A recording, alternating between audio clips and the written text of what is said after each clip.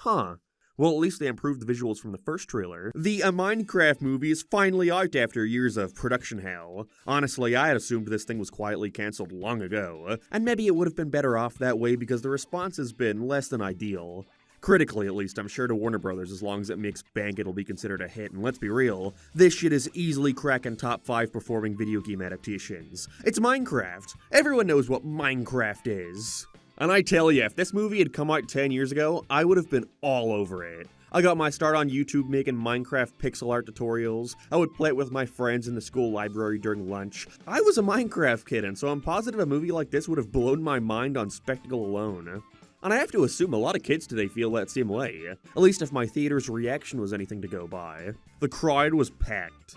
However, instead of it being filled with kids, like you'd expect from the Minecraft movie, it was maybe 90% memeing adults, yelling out and quoting every single line from the trailers. There was a guy behind me who could quite literally recite entire scenes as they were happening. I had to shake his hand afterwards. I was seriously impressed.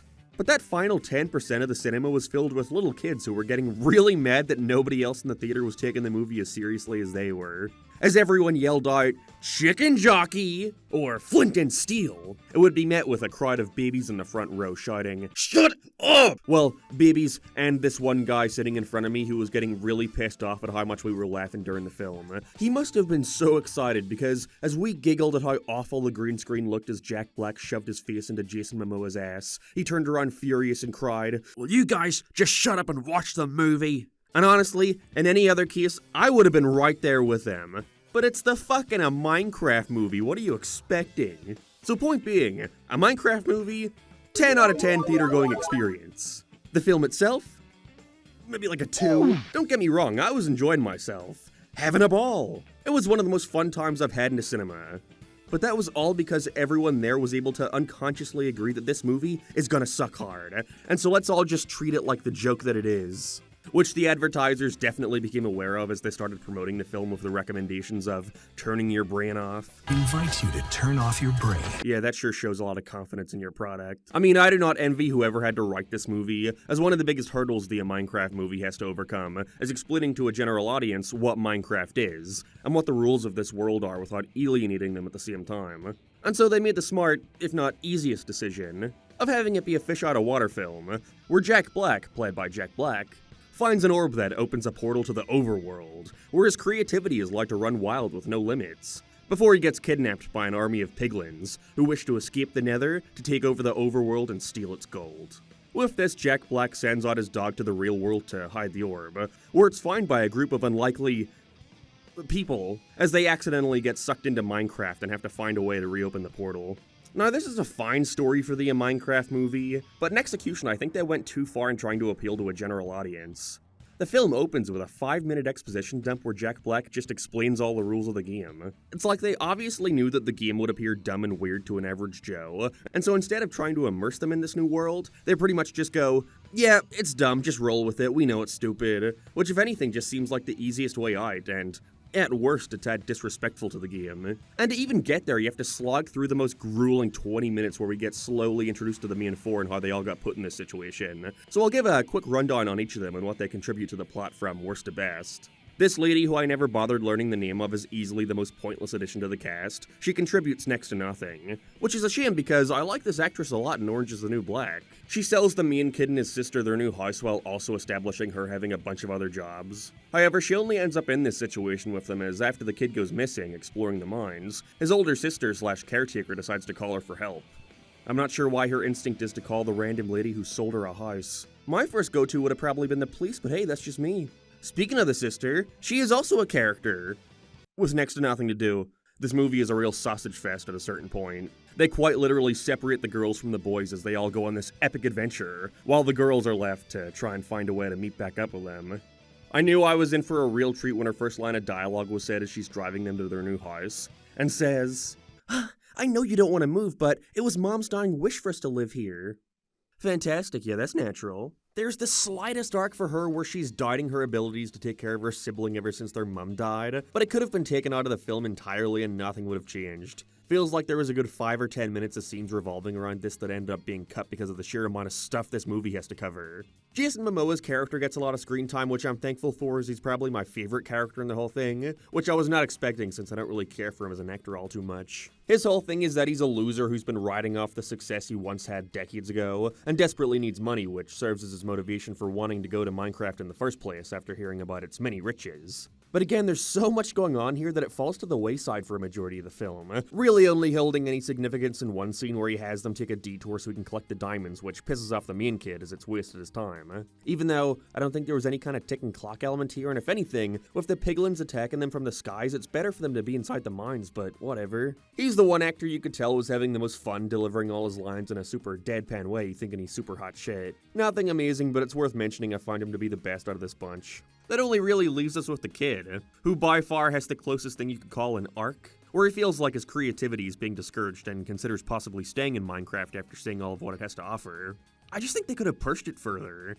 The only time his creativity is ever discouraged is when 2 kids at school fuck with his jetpack invention, which winds up destroying a landmark of the town, but there's no real consequence for this other than the threat of expulsion. I feel like they could have exaggerated how boring this town is way more, to contrast against how open and freeing it is to be in Minecraft. I can't believe these are real sentences I'm saying. There's a scene later on where he gets caught in a trance by an Enderman, in which he sees Jack Black, his sister, and Jason Momoa all badmouthing him, but I had no clue if this was like something he was thinking throughout their whole journey, because none of them have ever said anything all that bad to him. None of them have done anything but encourage him this whole time.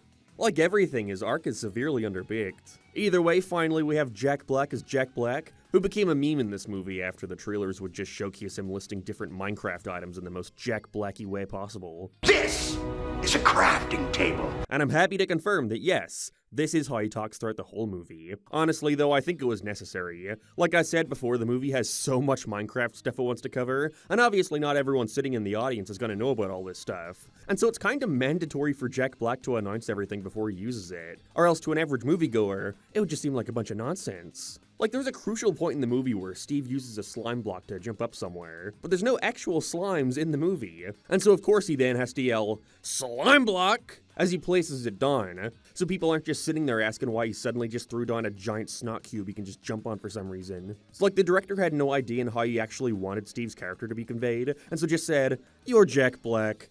Do your thing." And so he does. He's given many cringy songs, singing about epic chickens and lava, which by the way, I'd like to add, the theaters in my hometown are so fucked that anytime a character would sing, the speaker wouldn't work properly, and so picture Jack Black dancing like a 5-year-old singing in Minecraft as the crowd sits there in silence because we can't hear anything other than the sound effects. It's like a fucking fever dream. It's weird, I was expecting the plot to draw attention towards the fact that Steve left his whole life behind on Earth to basically fuck around with no consequences, assuming it would build up to some sort of climax where the characters all realize that Steve is like a big man baby who's done nothing with his life and pretty much ran away from all his responsibilities to spend his time playing Minecraft. But no, which is fine. They don't have to end it with him leaving Minecraft if that's not what they want to do with his character. Until the ending, where they have him leave Minecraft. Maybe I was just laughing so hard that I missed something, but there's no moment in the entire movie where Steve is ever made to question leaving Minecraft. It's only when all the rest of them are leaving when they turn around and say, "Hey, how about you come and spread some of your creativity on Earth?" And so he goes. It sucks because I actually kind of like that as a conclusion. You know, make the Earth your sandbox and all that jazz. But I think we should have actually seen Steve talk about this a couple times throughout the film, build up to it a bit. However, that would require the movie not constantly be going at a breakneck speed. Just get to the next set piece, we got more Minecraft to show. The visuals are what I was perhaps most concerned about going in. The green screen in those trailers was horrid and some of the redesigns just looked uncanny. Like giving the zombies these tiny realistic hands yet keeping their cube heads. In the end, it was somehow simultaneously not as bad as I thought it would be, yet even worse than I thought it would be. It entirely depended on the shot. The quality fluctuated the entire movie. Some shots looked quite nice and did a solid job at actually immersing me in the world. Looking at the CG on its own, it's actually pretty good at points. But it's when it came down to integrating the human characters when things started to look incredibly cheap. The lighting is particularly bad, everyone having these constant distracting rim lights, attempting to make it look like they're being affected by the CG sun. But it just didn't work out well a lot of times, and actively made the characters stand out against their surroundings. The final scene I noticed looked really bad when it came to the lighting. It's an all-out war as the 5 of them try to close the nether portal, letting all the piglins in, and while the humans are all engulfed in a bright purple light, none of the CG characters are affected by the sea and purple lighting, and so it's only made them stand out against the main characters. Then there was just a ton of shit that only really bothered me as someone who played a shit ton of Minecraft back in the day. See, the movie makes an effort to explain a lot of the rules of Minecraft, trying to be as accurate as possible. However, when convenient, they would just decide to do their own thing. Like in the final battle against the piglins, they create an army of iron golems, except instead of using pumpkins, they use boots of swiftness on one, which then creates this giant golem of swiftness, which I swear is not a thing in the game. There's other shit too that I will acknowledge are nitpicks, but they stuck out to me a ton, like when Steve gives Jason Momoa and the kid to Elytra, which are found only in the end. But the movie never even mentions the end or the Ender Dragon, the final boss of Minecraft. Elytras are hard as fuck to find, so how he got 2 of them I have no clue. There's also a point where he explains what an Ender Pearl is, and that he had to fight Enderman for 5 hours trying to obtain it. But then later the kid defeats an Enderman and gets one first go because the plot demands he have one for the finale. Not the end of the world, you know, it doesn't make the movie any worse. But there was some shit that just felt like it was happening for the sake of convenience over anything else. To be fair, it's not all bad. There is some merit to the film. Mainly Jennifer Coolidge's character, I liked her a lot, even if her B-story where she tries to fuck a villager just disappears at the halfway point, only getting shown again during the credits. But it was fun for what it was. Wish we had more. I find the villain extremely forgettable, but I actually thought the final gag with her was really well executed, where she just keeps trying to stab Steve over and over again. That got a genuine laugh out of me. Wish more jokes got some time to breathe like that. I actually find it funny when the kid's jetpack slowly flies over and destroys the town landmark, but they ruin it by having it cut from the explosion way too quick. There's no time to revel in what's just happened, as we have to cut inside the building with awful shaky cam effects. That's something else worth mentioning, the fake shaky cam they kept doing looked atrocious, I hated that. But at this point I'm just listing shit. I was surprised at how many notes I ended up taking for this movie. Overall though, while the Minecraft movie didn't end up being as much of a train wreck as I was expecting it to be, I still would never call it good. More like, what's the word? Oh yeah, bad. There's no way around it. I had a good time watching it with a crowd that was also down with the memes. But if I was watching this at home, I don't think I could get more than 20 minutes in before getting bored and turning it off. I would say go and see it for yourself, but at this point the best crowds to watch it with have already seen it opening night. So either hope and pray you get a good audience like I did, or just skip it entirely. You're not really missing anything. Which sucks because not every idea they had is horrible. They just really needed to reel Jack Black in and limit the amount of characters. Because as is, it's just got such a forgettable, underbaked story and cast of characters. And no amount of memes can save that.